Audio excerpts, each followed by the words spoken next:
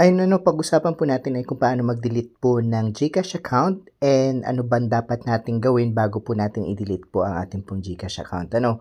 So, punta po tayo sa ating pong GCash app. Ayan, click po natin yung ating GCash app.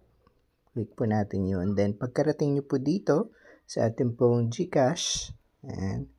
So, biometrics lang po tayo.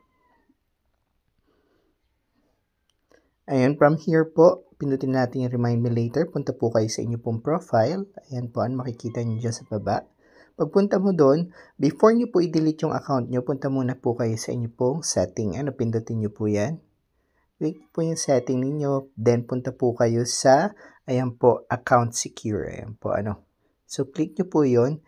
Then, from here, makikita nyo na po dito, ang sabi mo po niya, unregistered this phone before you log in a new phone. Ayan po, ano. So, uninstall GCash in this phone. Ayan po, ano, bago nyo po i-uninstall or i-delete. Parehas lang po yun. Kasi sabi po niya dito, for your protection, once you unregister, you will have to register your device the next time you log in. Ayan po, ano. So, before nyo po i-delete, para hindi po, ayan, for example, baka nagkamali na mag-function, hindi talaga ninyo na-delete.